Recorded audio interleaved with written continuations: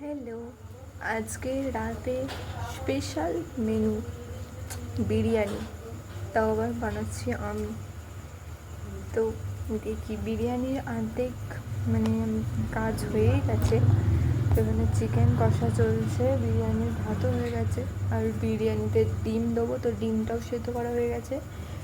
তো চিকেন কষার রেসিপিটা দিচ্ছি না, বা বিরিয়ানি পুরোটা না, মানে তার একটা ছোট্ট একটি মিনি ব্লগ, একটু একটু ছোটো ছোটো কিছু স্টেপ আছে আর কি, পুরোপুরি রেসিপিতে নেই।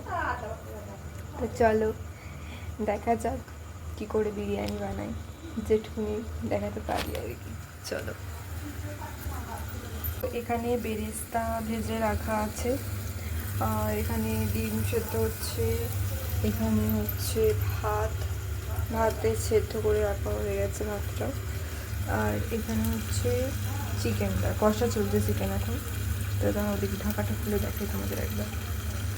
তো এখানে চিকেন কষা চলছে, চিকেন এই দেওয়া হয়েছে একটু আগে, এখন চিকেন হয়নি ঠিকঠাক, কষা হচ্ছে এই জন্য।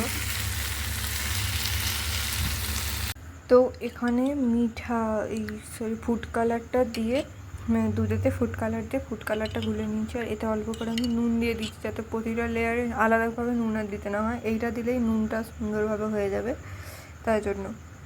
চলো এবার লেয়ার করে বিরিয়ানি চাপানো যায় দমে। এখানে অল্প করে বাটার ব্রাশ করে নিয়েছি। এবার প্রথমে ভাত দেব। তো এখানে ফার্স্ট লেয়ার দেওয়া হয়ে গেছে, এবার বাকি লেয়ারগুলো দিয়ে নেওয়া যাক।